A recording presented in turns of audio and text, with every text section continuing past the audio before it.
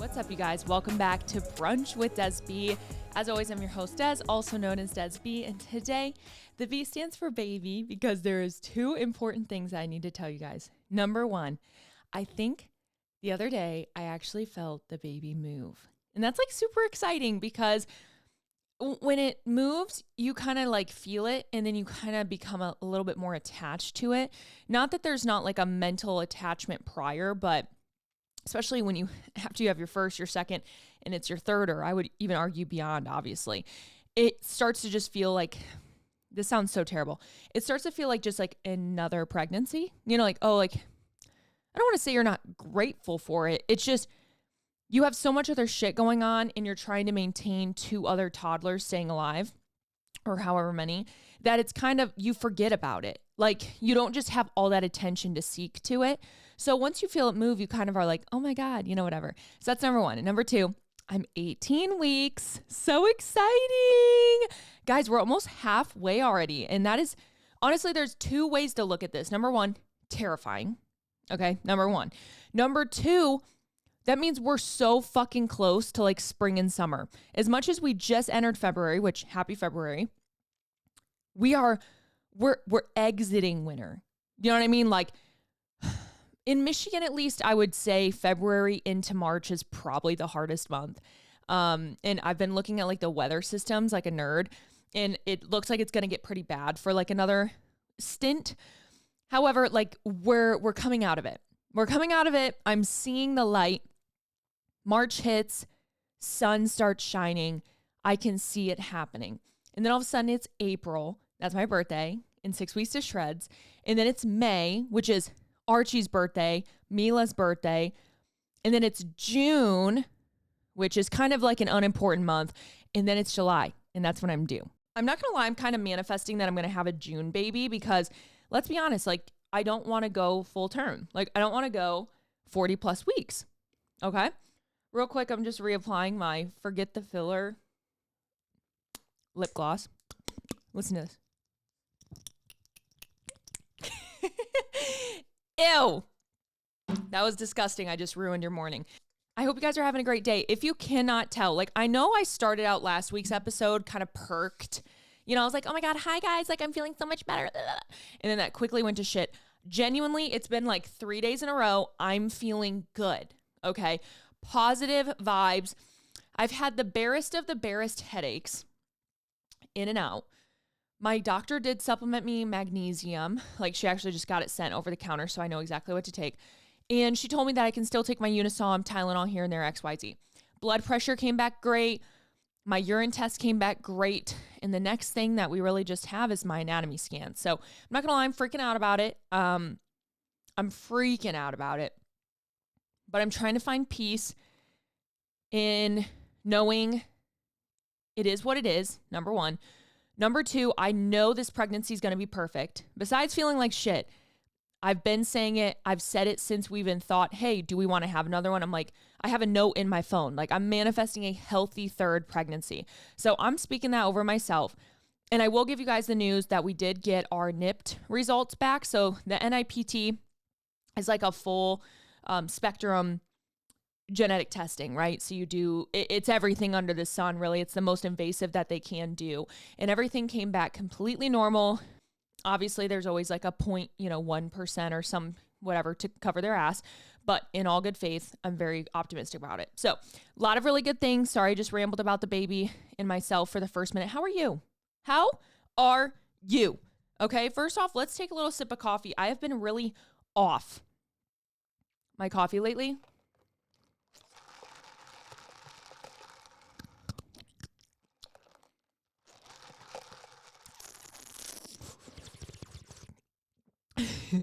Sorry, ASMR with Des. Like it's kind of sounding fun. We should do one episode that's just ASMR.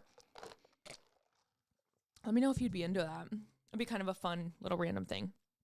So I've been really off coffee lately, but I feel like I just at this point have a habit.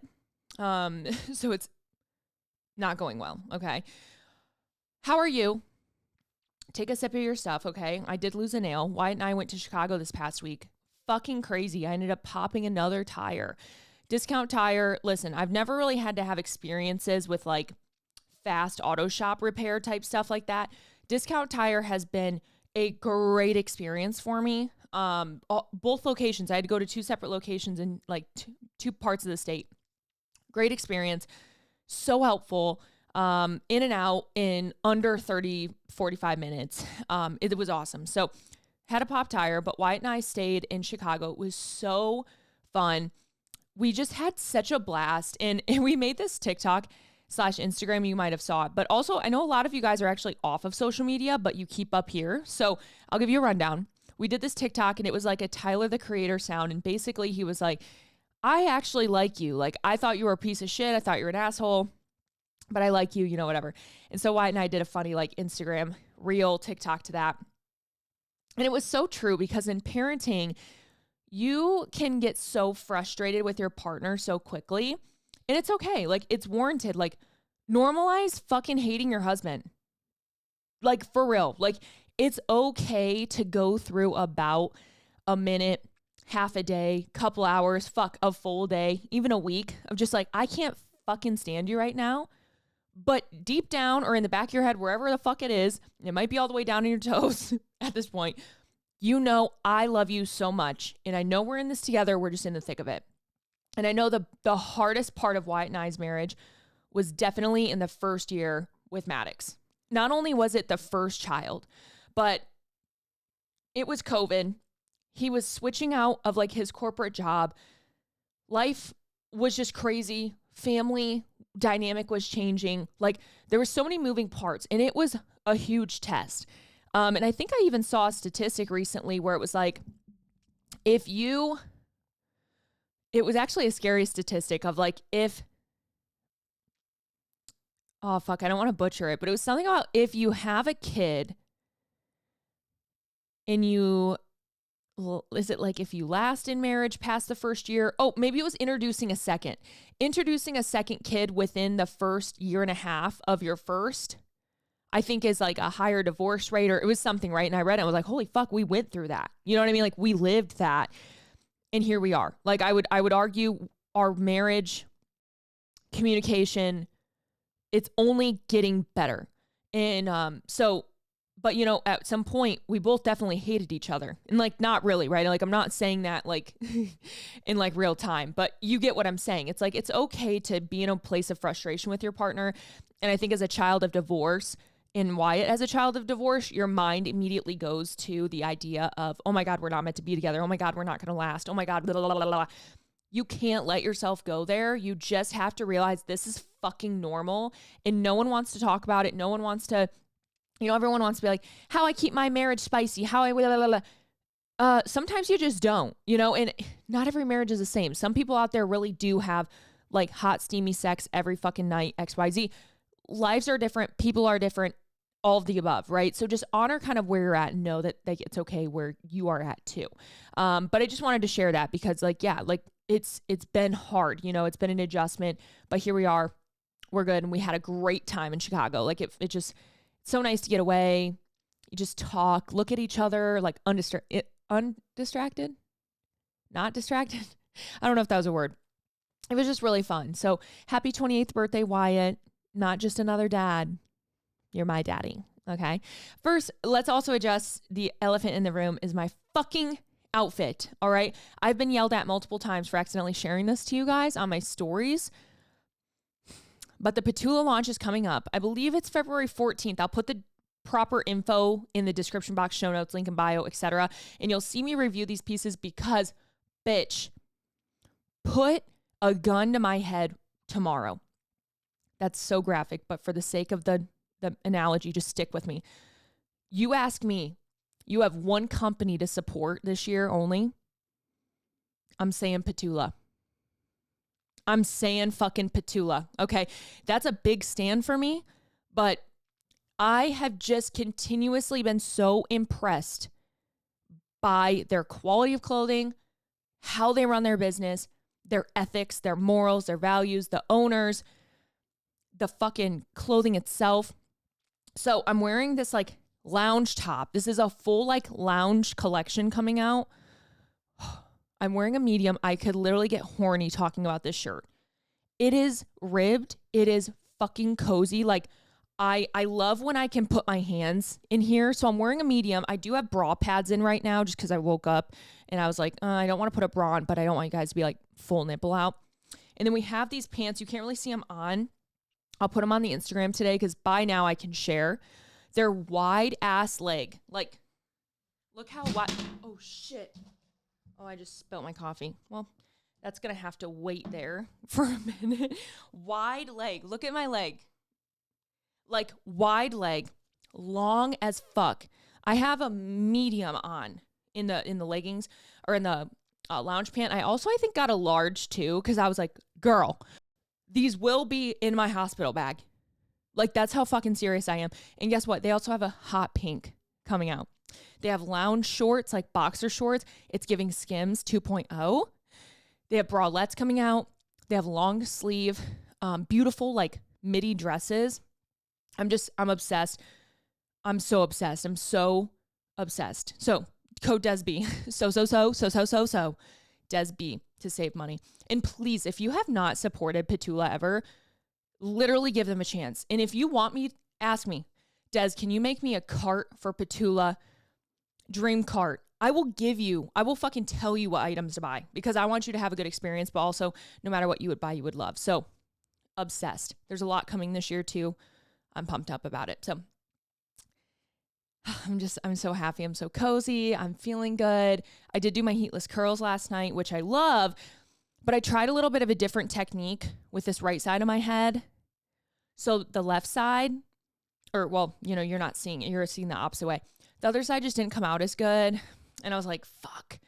That's the one thing about heatless curls is like, if you don't nail both sides, they will look wonky.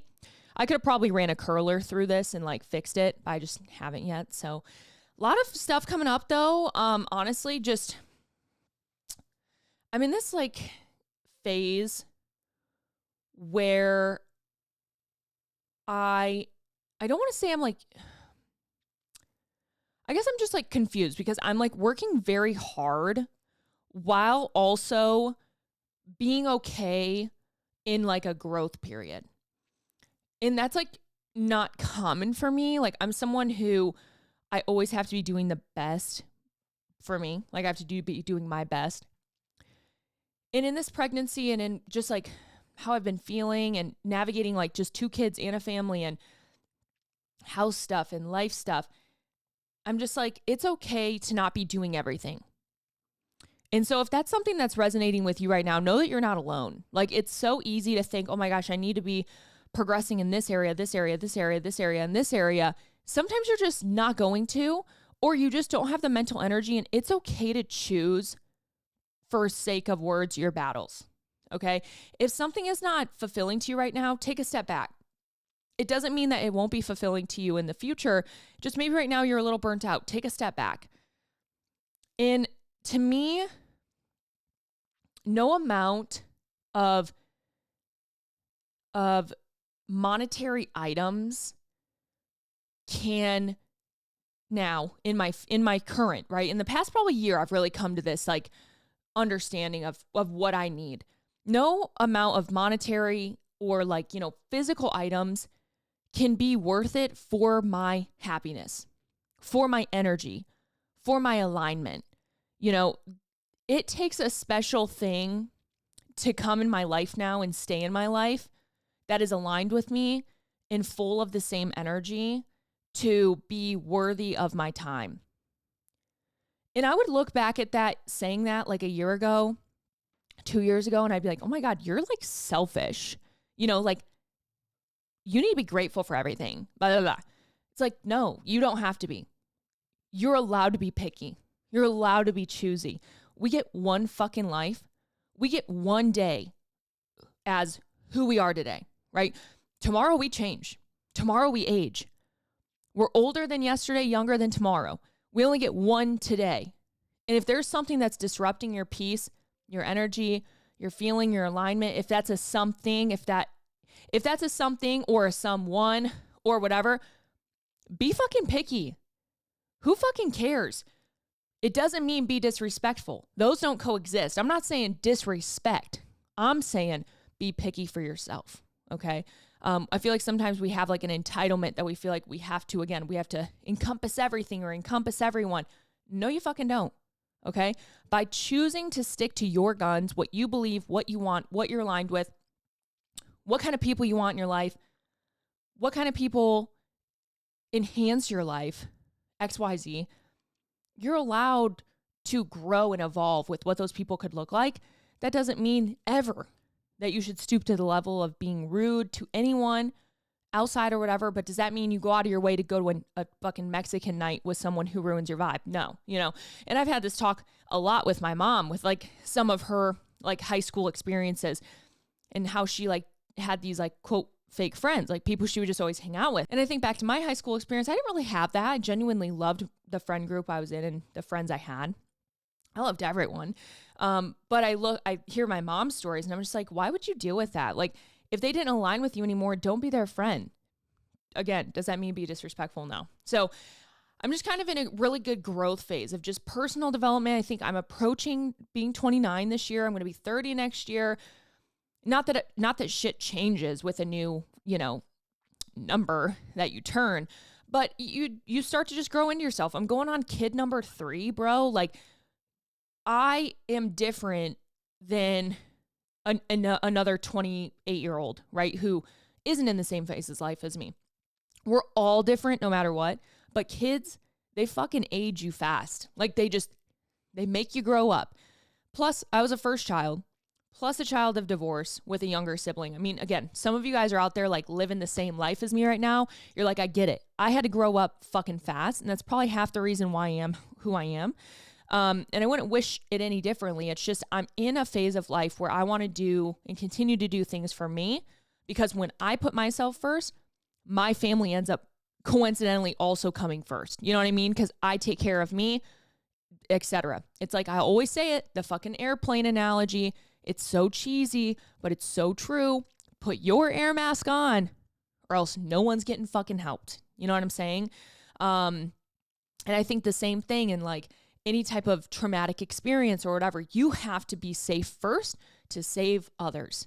And that's kind of where I'm at, right? I'm in my selfish time. Be selfish.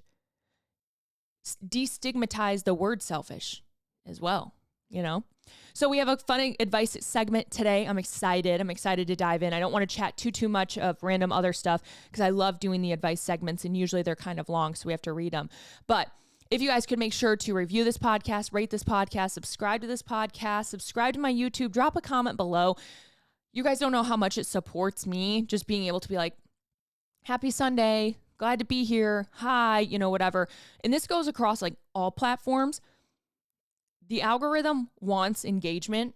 So if you're a watcher, that's fine. I get it. Cause sometimes you can be like, oh my God, I don't want to like comment, like whatever. But when you can like something, you can engage with it. You can comment when you share it to a friend or, whatever. That's why you want, number one, I am my biggest fan. But number two, you wonder why I comment on all my own shit all the time. That's what the algorithm likes, like they like comment, they like engagement and traction. So when you guys support me in that way, it means more than you could know. So I do have a few funny screenshot things that I wanted to share with you guys, but like I don't know if we have like a ton of time today. But let me just run through these first because they're so funny. This is me on Facebook. Do you guys remember when we used to be able to like make Facebook notes? And there would be like prompts almost like answer these questions, whatever. So this is me back in like 2013. The prompt I'll read first and then I'll make sure you guys can see what my answer is. Okay. I love being me. Right now, I want to be told the truth for once. Like, girl, I am 14 years old, 15. I feel like I could be nocturnal. I hate when I try too hard. I fear being alone. I am lonely without my friends. I need Justin Bieber. Today, I worked. Tomorrow, I'm working. I just work all the time. This one. I want to meet Kesha. I'm hungry for nothing. I love it when people play with my hair. I'm afraid of being alone, ? I'm listening to, this one will get you, jar of hearts. I'm wearing shorts and a t-shirt. I wish I was in Florida. I'm craving nothing. Oh, I want to get more money. I can run. I can't run fast yet, which is funny because I was like a track star, low key. It's like, you never know what's coming, girl. Okay, this is a red flag for me. I have lame brown eyes. I didn't love myself then. I haven't played volleyball in a game situation since November. So this is 2011. This is when I tore my ACL. So I was 15. I think I was 15, almost 16. Maybe I was 16. I was 16. I'm nervous to play Sunday. My mom thinks I'm pushing myself too hard. My dad thinks I'm motivated. I think I'm determined to be the best. I'm happy when I'm told I'm loved. I'm sad when I get played. Real talk. I like eating ice cream. I hate eating nothing. I love watching movies. I love listening to Linkin Park and Kesha. I like playing volleyball. I hate waking up to my alarm clock. I can see everything. I'm glad that I have an amazing family. I'm disappointed that I've wasted time on certain things. Again, bitch, you're 16. Shut the fuck up. I wish I looked like myself. Oh, I look like myself. I wish I looked like Kesha. I have a whole nother one. We'll have to do it tomorrow because it's funny. It's called 92 Truths. So, or not tomorrow. We'll do it next week. We'll do the next one next week. But so funny, number one, to find those. And then number two, to just think how at the time of your life, whatever age it was, everything felt so heavy. And you're like, God, I was just being a bitch. You know what I mean? So last thing we'll talk about, okay, my coffee is so, oh my God, I literally did dump it everywhere, all over. It's still sitting there. The last thing we'll talk about before we move on is watches. Didn't watch a ton this week because I'm so serious, guys. I'm such a YouTube girl. If I do like a watch review right now, I would have to be talking about a YouTube channel I randomly found. And we did this whole deep dive into a tour of Gary, Indiana. Being close to Gary, Indiana, I've always known of Gary, Indiana. Really blew up back in the early 90s, 1900s, 1900s of steel. There was a huge steel company there. And so this Gary, Indiana at one point was like that bitch. Okay. And then the steel company went under or somehow got destroyed. And anyways, that's what led to a lot of downfall. So if you go there, there's over 13,000 abandoned buildings. Every corner just looks like it's abandoned. It's the weirdest town ever. Very, very fucking high crime. And Michael Jackson was actually born there. That's where the Jackson 5 was kind of founded. So they do have a memorial of his home, and they have a gate around his house and stuff.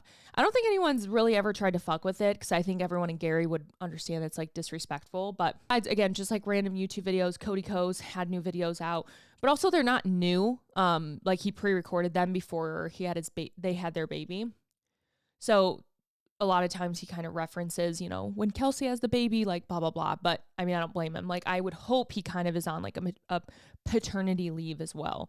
I love him so much. He did also announce a residency at the Wynn in Las Vegas, which with where he lives in California, Las Vegas is probably an hour airplane ride. It's fucking nothing for him. He might even fucking drive. Probably not, but regardless, super easy to get to. So I'm not shocked that he took the residency. I just don't know how residencies work at the Wynn. So could he fly in once a week? Is it bi-weekly? Is it whatever? But I was just kind of shocked that he took that with the new baby. But I'm just is Kelsey going to come with, or is that just a work trip every week? But I think they live near her parents at least, so I have a ton of support. But anyways, I think that's kind of it. Wellness corner. Obviously Taylor and Travis, Chiefs are going to the Super Bowl. Lions lost. I'm not going to lie, that shit was hard to watch. To watch the Lions lose was actually really fucking sad. It sucks to lose. If you've ever played any form of athletics or athletics at a high level, losing hurts. Like it hurts. Especially with such a big game like the Super Bowl. And so the Lions lost and they had such an amazing season. It just sucks when you know it's your best possible team and you kind of only had this, like, I don't want to say one chance, because I hope that they can come back together again next year and do it again, you know, but they were just on such a high. And to have to wait a whole new season for that kind of sucks. But it's all right. We got the 49ers. We got the Chiefs in the Super Bowl. I'm excited. I'm at this point, Chiefs, take it home again. You know what I'm saying? Like, do it again. Taylor and Travis are so fucking cute. It's literally like a fairy tale seeing her happy and just seeing him like, they're gonna get married. And you know what? Go back to the first fucking episode I ever talked about this. And I told you guys, number one, they are together. Number two, can't wait to see her in the box with Donna Kelsey, you know, XYZ. I called all these things. I'm calling it now. I'm continuing to call it. Everyone's calling it, but I've said it first. Not really. I've just, you know, I've stuck to it. They're going to get married. Like, it's too good right now. It's too obvious. They're so infatuated with each other, but like in the way of where it's like first love, like love at first sight. I'm obsessed with you. And the thing is, like, they're both older. Like, they're in their 30s. They're not just like 15 where you're like, want to fuck anything, right? Like, they're both hot people. They're gorgeous. They're probably having the craziest sex. And I'm just saying that because it's like, they fucking deserve it. They deserve it. They both deserve happiness. Like, I don't know Travis's ex really well. I do remember him dating the girl, but like, they both just deserve to be. I'm just so happy. Okay. So parasocially happy. I cannot contain myself. As you guys know, I'm recording with a different camera today. And I didn't realize till I just got done recording that there's only a 30-minute limit on each clip. So I lost all my film. But please listen to the rest of this episode. You can go to Spotify, Apple Podcasts to listen to the rest of this episode. Make sure you give this a like. I'm so sorry. I'm the worst podcaster ever, I swear to God. But I appreciate you guys being here. Happy Sunday, and pray for my missing nail.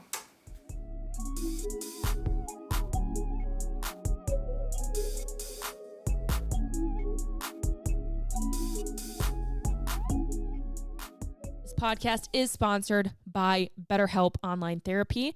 I talk about BetterHelp a lot, seeing as that it's benefited me in the past 2 years. Some people think, you know, maybe, oh, things have to get really bad until you can go to therapy. You're like, I'm not depressed. Why do I need therapy? But really, therapy is a tool to where you're using it before things were to get worse and to avoid being at your lowest low. I don't know about you, but why the fuck would you want to get to your lowest low before you climb out to the top again, right? BetterHelp is customized online therapy that offers video and even live chat sessions with your therapist. You don't have to see anyone on your camera. You don't have to wear pants. You don't even have to put on pajamas. You could be naked wherever you're at and do a therapy session with your therapist. So for me personally, I like to put my AirPods in. I'll walk around my desk room. I'll go for a walk outside when it's nice out, whatever it may be. And that's what works for me. It is customizable and it is more affordable than most in-person therapy. Give it a try. See why over 2 million people have used BetterHelp Online Therapy. And girls, don't forget to get on BetterHelp.com/Desb and put in that discount code. If you forget that, you do not get that 10% off your first month. And that is the deal with being a listener of Brunch with Desb.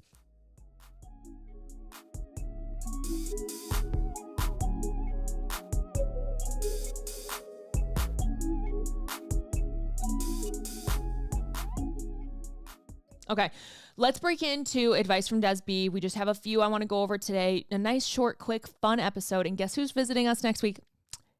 Wyatt's back. So make sure that you guys comment below what you guys want to see from us, what we want to talk about, discuss, shit on, whatever we want to do. You guys let us know. We have a few things we want to talk about. However, I'm excited. All right, first, let's take another sip of my coffee. Thank you.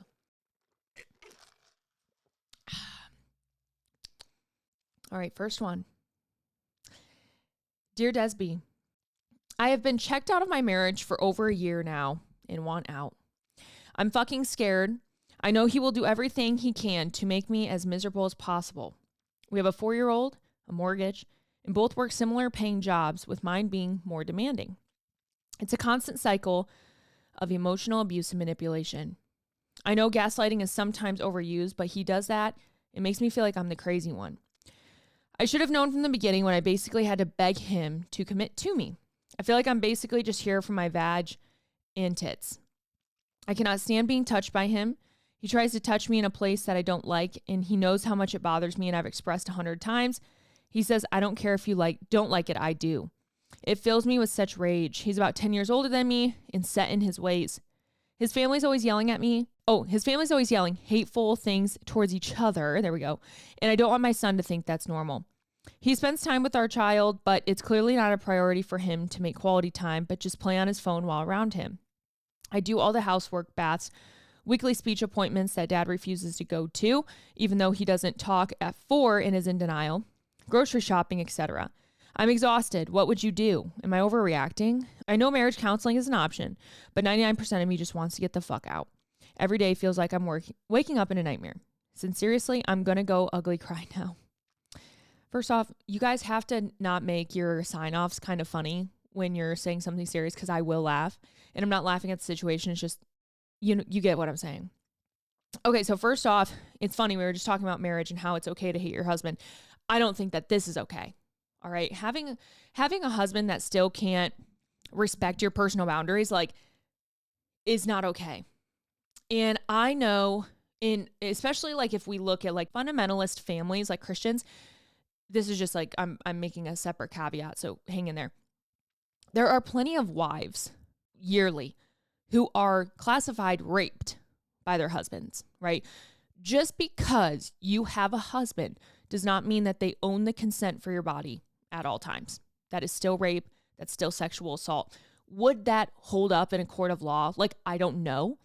But by means of what those words are, that is what it is. So if for example, he's touching you in places you've asked him not to, just because he's your husband doesn't mean that it's not an assault, right? Because you're not asking for that and you're not consenting to it.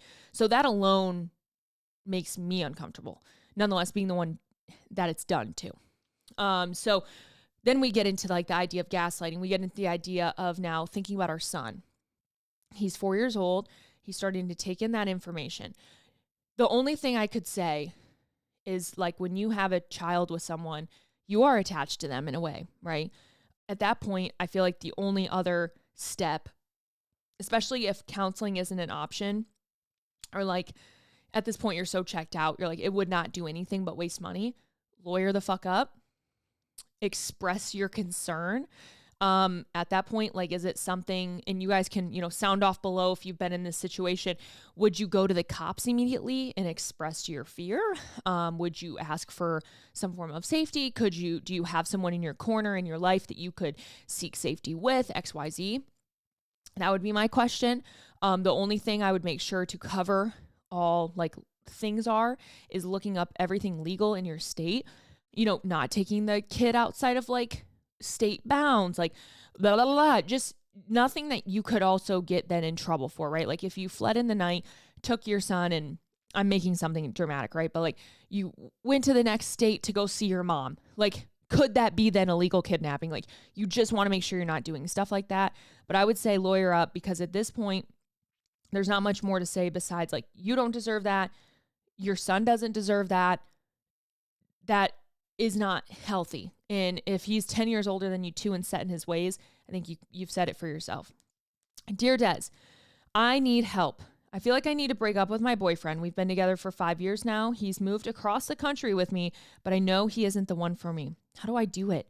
We've never been great at the whole communication thing, and I suck at confrontation, but I don't think I can settle anymore.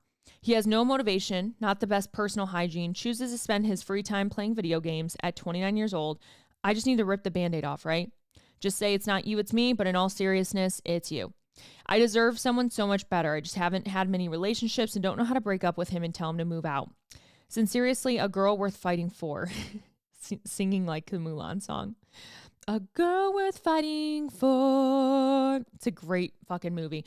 Okay, so looks like we're having a lot of relationship troubles at the beginning of this year. So totally agree. If you have been with someone for 5 years now, again, sorry, I just said again 5 times. full transparency, I think I've even shared this before. 2018, I think I was in prep, or it might have been 2019, the summer before Wyatt and I got engaged. Dead ass. No, it had to have been the year before then. 2018, I was deep in prep, deep in just a lot of mental health stuff. But regardless, I questioned, at this point, Wyatt and I had been together for like 3.5 years, I think. And I had questioned, do I want to be with him? I mean, I remember core memory crying on the highway, wondering, what do I want this? What am I thinking? What's going on? Now, there was a lot of pieces at play. However, stepping away from that situation, I was still able to go, you know what? No, this is the man I love. I'm going through a lot right now. I need to figure it out, blah, blah, blah. In this case, you've had this time to think about this, and this is obviously not the man. You're probably in your mid to late 20s. You said he's 29. Listen, Wyatt plays video games sometimes too. And again, sometimes, right? I would rather him be playing video games next door in our desk room than be out at a bar, than be out at a, casino or whatever. So we both have our own vices, right? However, in this case, it sounds like it's a little bit more like consistent. And at that point, if he just lives with you, he doesn't owe you anything. You don't owe him anything. Sorry. He moved cross country for you. Like, okay, move back. Like, we all have family. That's the point of having family, someone to pick you up. Nonetheless, that's why you always prepare financially if something needs to happen, if you have to have a backup plan. Like, that's why. And that's not your responsibility to make sure he's taken care of. You have to take care of you. At this point, even him living with you, he should know he needs to still take care of him. Buy a one-way ticket, see you the fuck later, go back to your mom. And I say that in love. But I don't think that you need to harvest the emotions for his way to like get home, right? Rip the Band-Aid off. I'm going to be honest, I don't know how I would consult that in person. Like, do you go out to dinner? Like, hey, do you sit down on the living room couch and you say, hey, like, this isn't working. I'm going to give you 2 weeks to move out. Tell him to get a hotel. Like, I don't know. It sucks because I'm like, you could go stay with someone. Like, I'm going to go stay with my friend for 2 days. You can clear out. But then the other part of me has listened to way too many tell me a secrets on this podcast where people have like pissed in their ex's bed and done shit to their stuff. And I wouldn't trust that if he like has rage at all. So I don't know how I would combat that. I wish I could tell you that part, but hopefully it can maybe be somewhat amicable. That's my thought. Okay. Next one. Dear Des. Okay, let's start with, I'm a girl's girl and never felt owed an explanation from anyone, but I'll always try to explain myself. So first, to get married, and first, to have a kid. Now, all of my friends are following suit. We've joked about a pregnancy pact, and it's clear all of the girls are now trying for their first. Spoiler alert, pretty sure I'm pregnant with my second. I refuse to take a test and just want to live in the moment, but me pregnant with number 2 before they conceive, number 1, I feel so bad, and your girl hasn't seen the 2 lines. If this is real, what does a sister do? I know they'll be happy, but fuck, getting pregnant isn't easy. Shoot, staying pregnant is even harder. But now I'm on 2, and y'all can't even get to 1. I dread it, and this honestly makes me hope I'm not pregnant. Please help. Let me explain. I get it. I think I kind of went through this when I found out I was pregnant with baby number 2, and Michaela was pregnant with baby number 2. Because I didn't like by any means want it to feel like I was stealing her thunder. Do you know what I mean? Like I was like, oh my God, I swear to God, like I'm not like copying you. Because we were 2 months apart, 8 weeks apart. And it just happened that way. So I can kind of feel it in the way of like feeling like you're taking something from someone. And especially when, we're coming to like our friends who are all trying. And then you all of a sudden get pregnant accidentally. And that's kind of how I feel even with like all my pregnancies. Like none of my pregnancies were planned. Like none of them. And it makes me feel a lot of times very guilty. Like when people ask me in questions, like, how long did you guys try to conceive? Like we're struggling, whatever. And I'm like, you feel like a dick, especially nowadays with how open we are talking about conception and miscarriages and stuff like that. You feel like a dick being like, oh, like we weren't trying. So I understand where your like initial thought is, but also like you cannot control your own journey in that way. They would not hold it against you. I don't think, like you just said, they would probably be happy. And then you could all have babies around the same age. Like I think it all genuinely would work out. If anything, I would like consciously say you're probably in your own head more.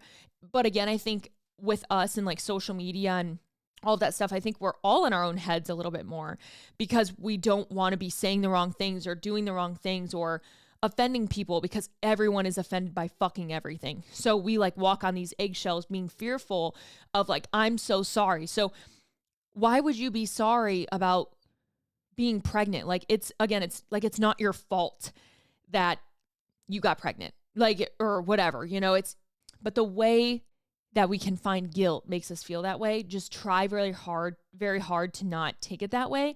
In 10 out of 10, we always assume the worst in people, like people thinking of us, etc. That I guarantee you, like you said, they're going to be excited. They're not going to think about it too deeply. And if they did, I say this with like, again, full understanding of their situation.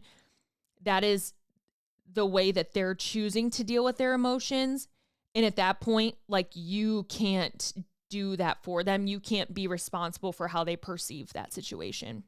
And as long as you know your heart is in the right spot and you're, sharing out of like goodwill and like whatever, that's kind of like that's where you have to just stick in the sand.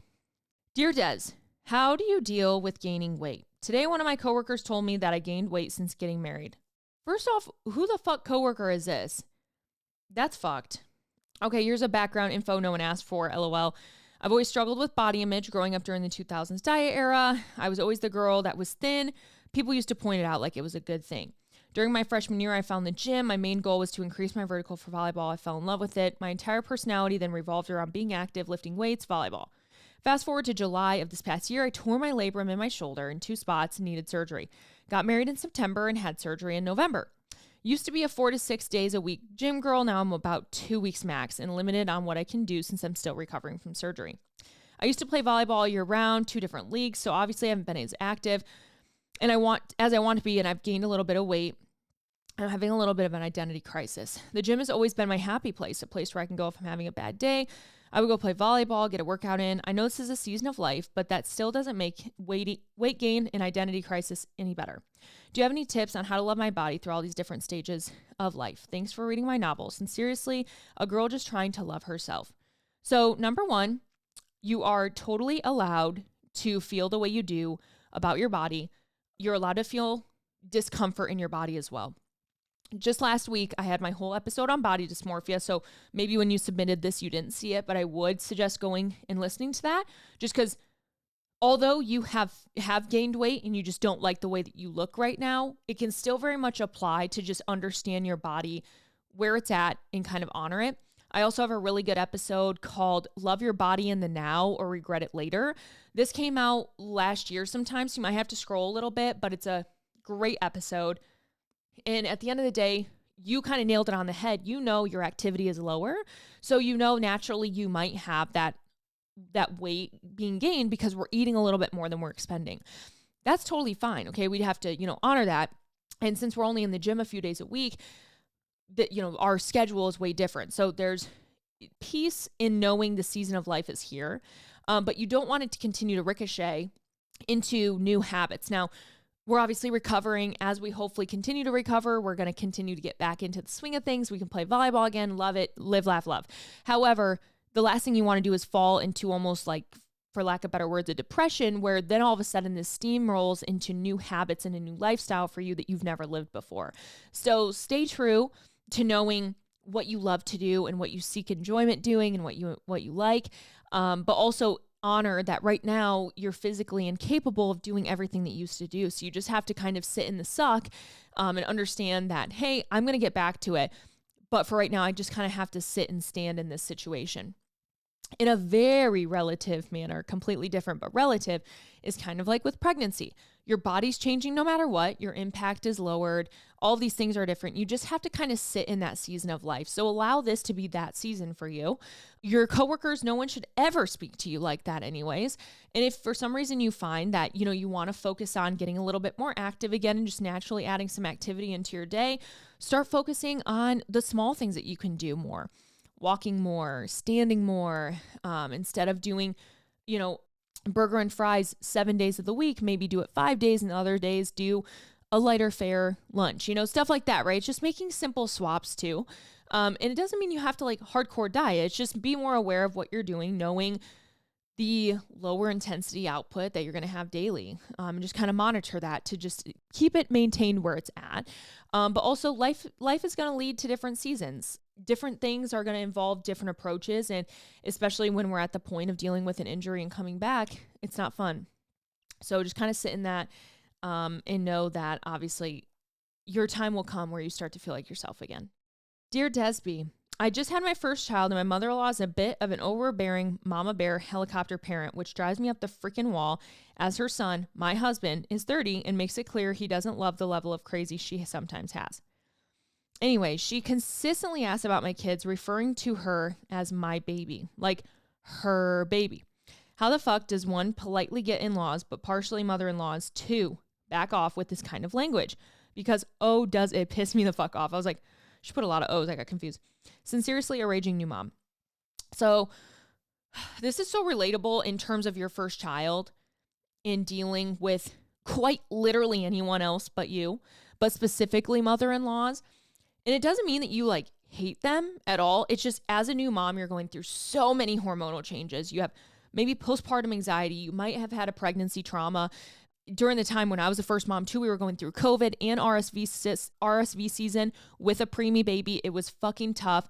I literally wanted to fucking cut anyone who even looked at Maddox. Like, I was like, you don't understand him. You don't blah, blah, blah, blah. Now you get to the language. I never had to deal with this, but of them referring to the child as, how's my baby today, etc. That is a hard one because part of me thinks they will grow out of it.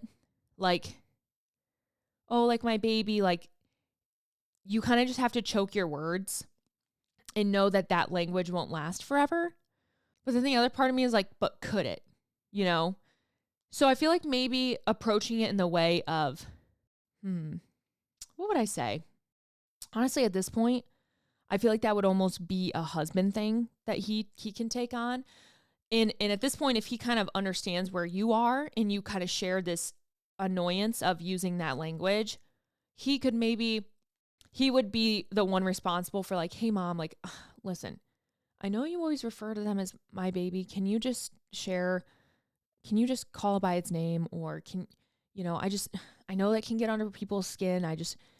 I know my wife's going through a lot. She's just struggling right now, blah, blah, blah. Like, I would almost put that on your husband to bring up to his mom, because he can do it in a way more loving way of like, hey, it's not that we hate you, but like, we don't like this, I don't know. Let me know. That's a hard one. How would you reply? If you're listening and you're like, here's what I've said before, or here's what I would say, you let us know. Cause I feel like I need help with that one. Oh my gosh. We are all on fucking struggle hill with marriages, aren't we? How the fuck does one stay married through children? My husband is low-key horrible. For background, we have an almost 2-year-old, miscarried in May, and now I'm pregnant again. Throughout our whole relationship, 5 years married, 5 years, 3.5 married, we have always had different sex drives. Him needing way more. It's something we've always argued about, and in the past 6 months, this argument has escalated so much. It doesn't matter if it's once a week, twice a week, 3 times a week. The first time I say no, he throws a huge tizzy and brings up everything from the past to hurt me. Says things like, I used to slut around with randoms, so why can't I have sex with my husband? I'd stay out to have to go to girls' night, but I can't stay up to have sex with my husband. He even said on various occasions, since he provides for us, I only work part-time as a nanny and take my daughter to that job with me, so I'm always on mom mode, that I should never say no. It makes me feel gross. He has ruined all an emotional connection and sexual desire with how he talks to me and treats me. I don't know what to do, because if I told this by a friend, if I was told this by a friend, I'd say they deserved better and help them through being a single parent. But the idea of divorce scares me. I don't know if the damage has been made is repairable. I don't know if the damage made is repairable. There we go. Sincerely, a tired ass mom who knows she's worthy of more. This is super difficult because sex drive, and especially sex drive postpartum. You have a 2-year-old, you're pregnant again. Not fun. Not fun. I don't know what, I wish I could tell you guys what podcasts they were. I've had a ton of podcasts where Wyatt and I have discussed kind of sex drives and stuff. And I've been very open about my sex drive, like postpartum and all that stuff. I have quite a few postpartum episodes. They might be in there. Not saying you have to go sift through them, but I have spoke on this topic before because I went through a huge like sexual drought, or at least like it felt like it, right? Like it was just like my body doesn't feel good. I don't feel good. And listen, anyone could say back at our 17, 18, 19-year-old self, why don't I want sex like I used to, right? We were so hormonal. We were so just horny all the time. It doesn't stay like that. And if you're in a marriage for the consistent honeymoon phase, it's not gonna last, right? And I think depending on like a personal intake of like porn, sexual content online and stuff, I think this really does also fuck with people's sex drives, specifically men who do intake that, by expecting more than what is normal. You know, like they end up almost being overly horny all the time, when in reality, you wouldn't walk around and see tits every day. Sex drive's different no matter what, but you get what I'm kind of saying, right? Like it's just everywhere nowadays. So then partners think that their partner should be just as turned on. So that's difficult. The biggest thing that I would genuinely suggest is to go to therapy. I looked into therapy at some point, counseling with Wyatt, and we just weren't able to get in person, but just even proactive therapy, like even if you're just a couple out there with new kids, like just navigating that new journey, therapy can be so helpful. And I think in-person counseling is great. BetterHelp does have an online service for couples. I don't know if I would recommend the couples service, just because like you're in the same room and then like they're telehealth, you know, like I'd rather be in person for a couple therapy, but you can use code Desb to get your first month for 10% off.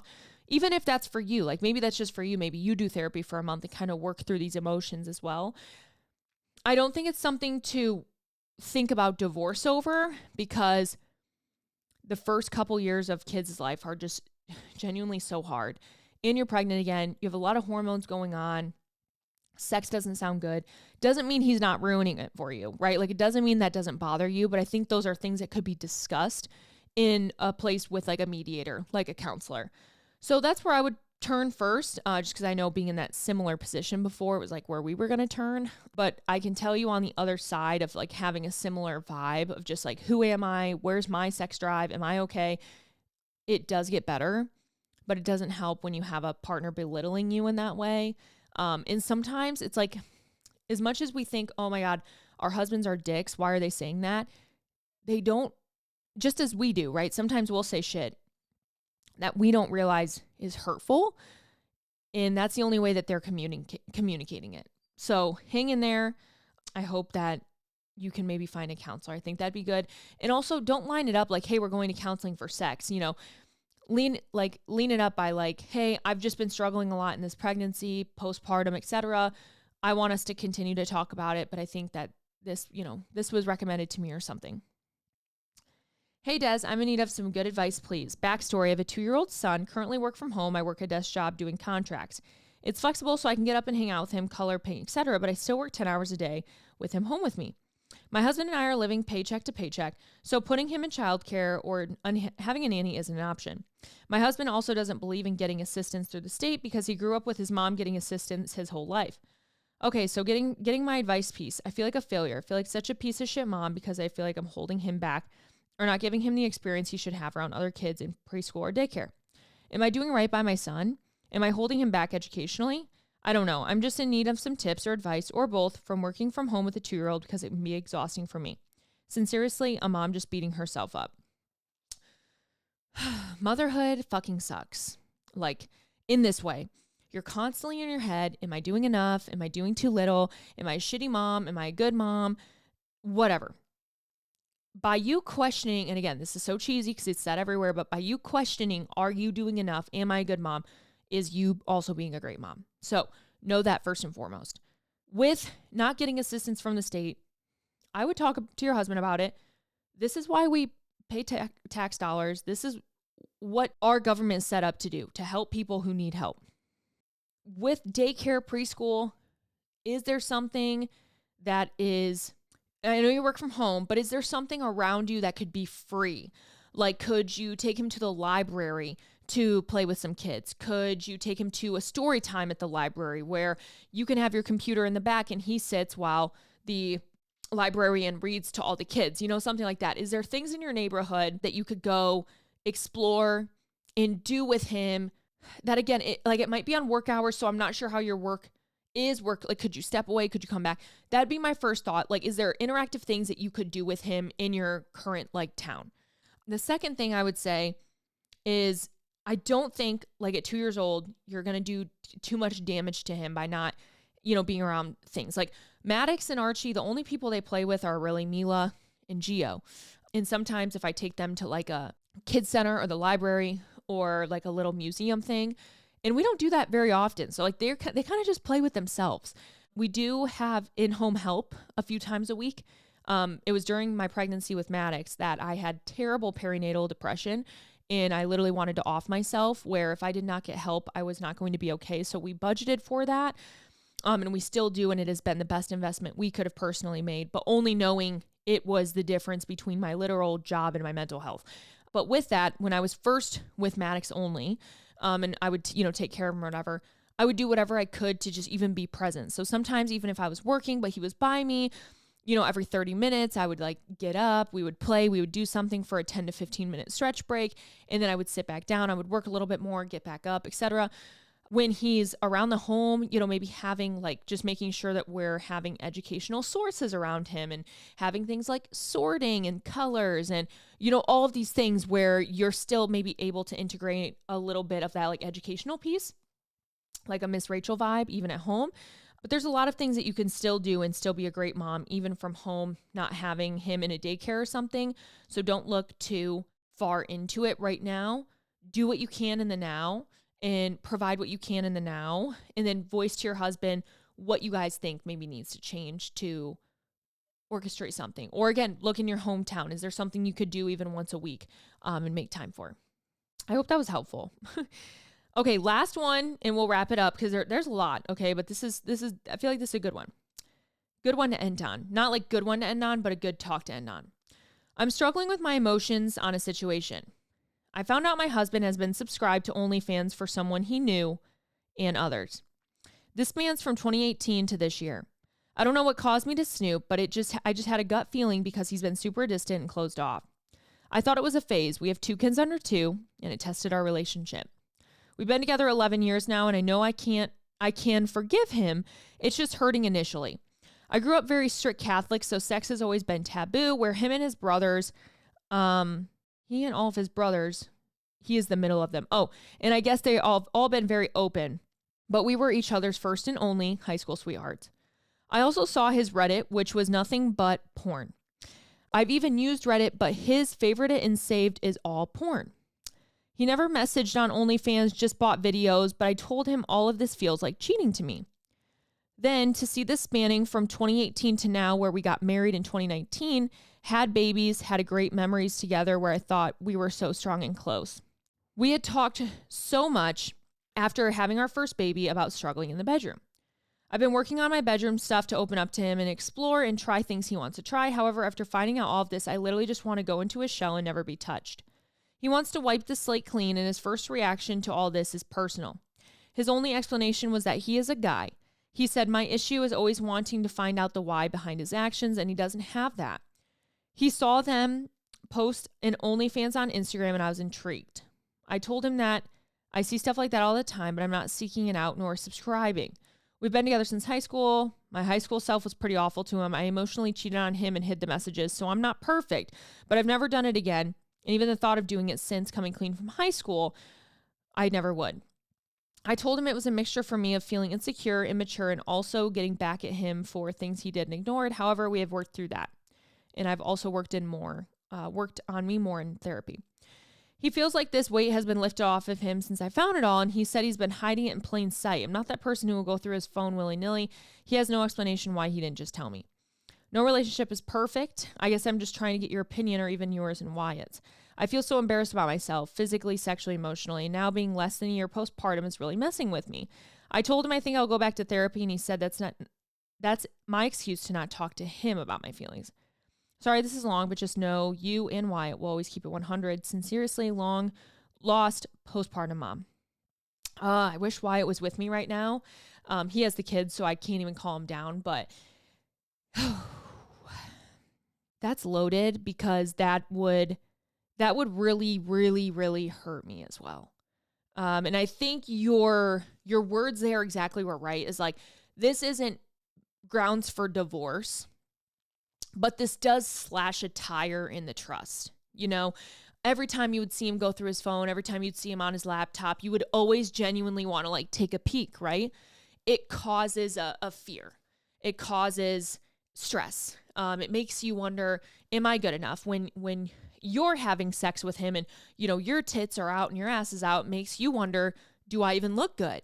Do I look better than that girl? And in most cases, a fucking OnlyFans girl, but shit, probably not. You know, we look at ourselves, we look at them, we're like, the fuck? Like, how am I supposed to compete with someone who's like wearing all the lingerie and shit and looking so sexy on purpose? Again, it's setting these unrealistic standards for relationships and specifically men, thinking that girls are just fucking horned up, squirting, wearing lingerie all the time. Like, it's not.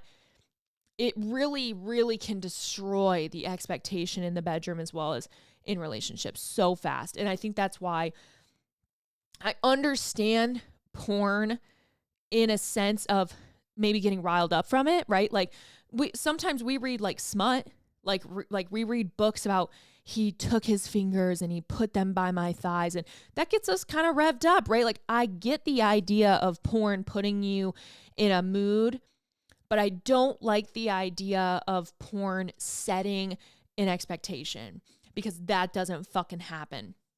So first off, I'm so sorry with that. And I'm so sorry that you then found it and it's now been going on for years. Like, that hurts even worse. Like, I'd rather find it where it's like subscribed a month ago and you're kind of like, bro, what the fuck is going on? But to find out it's been going on for years, like that does hurt. And your feelings are so valid. I would say if your husband, number one, is also saying your way out of talking to him is through therapy, then I'd be like, you fucking come with me then. Let's go fucking talk about it. You know what I mean? If he wants to say that's your way out, make him do therapy with you then. And say, hey, this is really weighing on me. We have kids. I want to make sure that we're sound and we're on the same page. We need to just talk this out with a mediator. We need someone in the room to just kind of help us orchestrate this conversation. I don't feel comfortable talking to you about this just at home, you know? And I think that's where a lot of like wrong things can be said too, like in the heat of the moment. You know, that's when you get to the point of being like, well, your dick is small, right? It's like you wouldn't actually say it, but you're angry and then you're saying something you're going to regret for the rest of your life.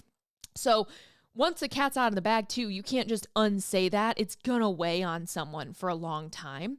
So tell him you want to go to therapy.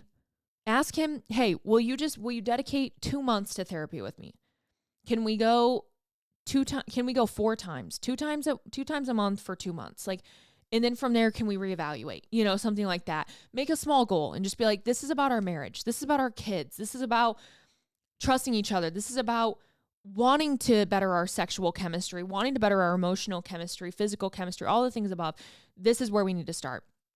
I think that's where, again, the lack of communication can be where maybe we're then scared to say, oh, well, I want to go to therapy because it's so stigmatized still with men. But to just break down that barrier and maybe, I don't want to say like give an ultimatum, but just be like, if you care about the well-being of me as a wife, our family, these kids, we're going to do this, you know, and I want to do it right. And at that point, I think that you're just being like mature about it. So that's where I would go. But man, I will say too, like I see you and I hear you. I don't physically see you or hear you, but like I can see where that would hurt really badly, because that would really, really hurt me. And so I'm sending you hugs too, virtual hugs. All right, you guys, I hope you liked today's episode. As always, just chatting, just having fun, just girl talk. And just a reminder, I'm not a licensed therapist, okay? I don't give a fuck what's going on. I'm here as like a girlfriend. I'm here as your girl. Sleep over, tell me the tea, and I'm giving you my thoughts. This is not a therapy session, but if you do need therapy, as always, you can visit www.betterhelp.com/DesB for 10% off your first month. Or if you go to checkout, use code DesB for 10% off your first month. I love BetterHelp. I love what it's offered me since fucking COVID. Kind of 2021 is when I started, and I've been kind of in and out probably the past year. I've been more in and out, but I did just recently get back into therapy once every 2 weeks, and it's been really, really nice just to have a little place of escape. Go on a little walk downstairs, have my AirPods in, I'm on my video call with my therapist, and we just chat about things, and it's really nice. So hope you guys have a beautiful Sunday. Make sure you rate, review, subscribe. We'll see you next week with Wyatt, and let me know what you want to talk about.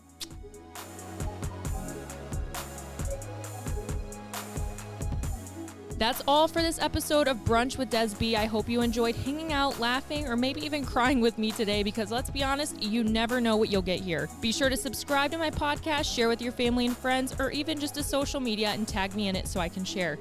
Love you guys.